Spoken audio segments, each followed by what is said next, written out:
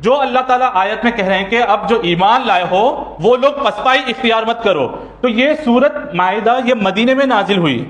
جبکہ مہاجر صحابہ ہجرت کر کے مدینہ چلے گئے تھے، اور مدینے کے اندر جو دو بڑے گروہ تھے اوس اور خزرج، یہ بھی جو ہے ایمان آپ صلی اللہ علیہ وسلم کے اوپر لے کر آ گئے تھے، لیکن ان کے درمیان میں ایک بیچ تھی پوری کی پوری، اس کا لیڈر عبداللہ بن ابی ابن سلول تھا، جو منافق رئیس المنافق کہلائے، جو کہ منافقوں کا سردار، اور یہ ہر جگہ پہ اسلام کو اور آپ صلی اللہ علیہ وسلم کی ذات کو ہیمپر کرنے کی کوشش کرتا، حالانکہ بظاہر یہ اپنے آپ کو دکھاتے کہ یہ اسلام کے بہت بڑے مخلص ہیں، لیکن ان کی جو سازشیں رہتی، ان کی جو تگ و دوڑ رہتی، وہ اس لیے رہتی کہ ہم جو ہے اسلام کو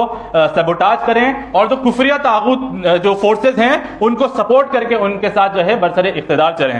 تو یہ جو ارتداد اللہ کہہ رہا ہے کہ پسپائی اختیار مت کرو، تو یہ مدینے میں دو شکلوں کے اندر جو ہے رونما ہو رہی تھی۔ ایک شکل یہ تھی کہ جو یہودی علماء تھے، یہ یہودی علماء صبح کو ایمان لاتے جب وہ دیکھ رہے تھے کہ اسلام کا اثر و رسوخ اتنا پھیل رہا ہے، کہ رسول اللہ علیہ وسلم کی جو پرسنالٹی ہے اتنی انفلوئنشل ہے کہ لوگ متاثر ہو کے اسلام میں داخل ہو رہے ہیں، تو انہوں نے ایک اسٹریٹجی اپنائی۔ اب یہ جتنے باتیں میں آپ کو بتاؤں گا، اس کے پیرلل میں یہ جو اسٹریٹجیز ہیں، اس کے پیرلل میں آج کے وقت کو بھی آپ کو سمجھ کے اینالائز کرنا ہوگا کہ جو اسٹریٹجی وہاں پہ ہوئی تھی وہ اسٹریٹجی کیا اس وقت بھی جو ہے چل رہی ہے، کیونکہ جتنی بھی جو اسٹریٹجیز پہلی بنائی گئی تھی، ایسا نہیں کہ ہر دور میں جو ہے ایک دم نئی اسٹریٹجی آئے گی۔ جو وہ بات ہے کہ اولڈ مونک نیو بوٹل، کہ جو پرانی شراب ہے اس کو نیا لیبل بنا کے بھیجو، تو وہی فکر میں اسٹریٹجیز میں ان سب جگہ بھی استعمال ہوتا ہے کہ پرانی اسٹریٹجی بس شکل بدل جاتی ہے، اس کا پریزنٹیشن کا طریقہ بدل جاتا ہے۔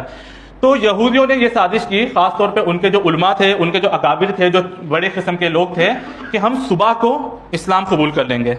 اور پوری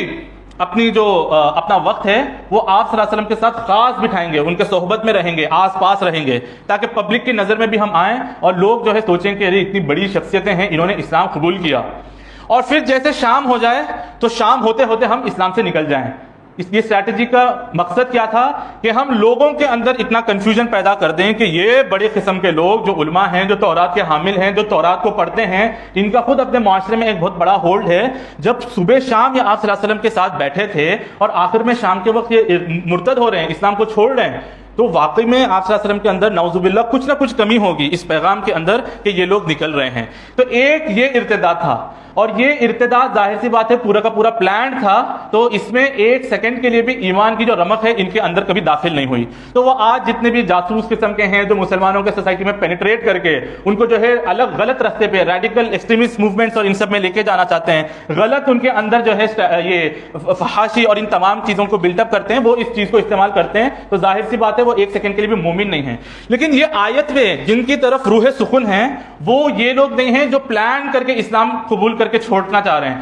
بلکہ وہ لوگ ہیں جو خلوص کے ساتھ انہوں نے اسلام قبول کیا، انہوں نے اللہ رسول اللہ علیہ وسلم کی ذات کو سمجھی، دیکھا، ان کے کیریکٹر کو دیکھا کہ ان کے قول میں اور ان کے عمل میں کوئی تضاد نہیں ہے، اور انہوں نے قبول کیا۔ لیکن اب جب قبول کر لیا،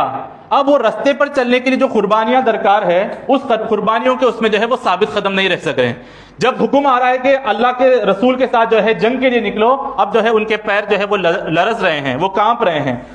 اب ان کو جو ہے خوف بیٹھ رہا ہے۔ تو یہ لوگ جو ہے جن کے دلوں میں ایمان کی کمی تھی، وہ اس طریقے سے ہوتے ہوتے اسلام سے جو دور نکل رہے ہیں، ان کی طرف جو ہے اشارہ ہے کہ مَن یرتد منکم عن دینہ، اللہ کے دین سے جو ہے ارتداد مت کرو، اور اگر تم کرو گے تو اب آگے جو ہے وہ تین چیزیں اللہ تعالیٰ بیان کر رہا ہے جو ہر ایک مومن کے لیے ایک پرسنالٹی ڈیولپمنٹ کا پروگرام ہے۔ اور یہ بات بھی جان لیں، یہ جو نفاق آتا ہے جس کی طرف اللہ کا روح سخن ہے، وہ اسی لیے آتا ہے کہ دنیا کی جو محبت ہے وہ اللہ اور اس کے رسول کی محبت سے غالب ہوتی ہے، اس وجہ سے وہ تمام قربانی دینے کے لیے تیار نہیں ہوتے۔ عبداللہ بن ابی جو رئیس المنافق تھا، اس کا اصل پرابلم کیا تھا؟ جب رسول اللہ علیہ وسلم کی ہجرت نہیں ہوئی تھی، اس سے پہلے اوس اور خزرج کے جو لوگ تھے وہ مطمئن ہو گئے تھے کہ ہم عبداللہ بن ابی کو اپنا جو ہے بادشاہ بنا لیں گے، دونوں قبیلوں کا ایک مشترکہ بادشاہ، اور اس کے لیے ایک سونے کا تاج بھی تیار کر دیا گیا تھا۔ لیکن اسی وقت ڈیولپمنٹس اس طریقے سے ہوئے کہ اوس اور خزرج دونوں اسلام قبول کر لیے مصعب بن عمیر کے ہاتھ، اور آپ صلی اللہ علیہ وسلم کچھ وقت میں جو ہے وہاں پر پہنچے تو آپ کو یونانیمسلی ان تمام لوگوں نے اپنا ڈی فیکٹو لیڈر تسلیم کر لیا۔ تو وہ جو اس کے اندر اقتدار کی محبت تھی، وہ چیز اس کے اندر پوائزن بن گئی کہ اب میں ہر وقت جو ہے آپ صلی اللہ علیہ وسلم کی مخالفت کروں گا۔ تو جو دنیا کی محبت ہے وہ چیز ان کو آگے بڑھنے سے روکتی ہے۔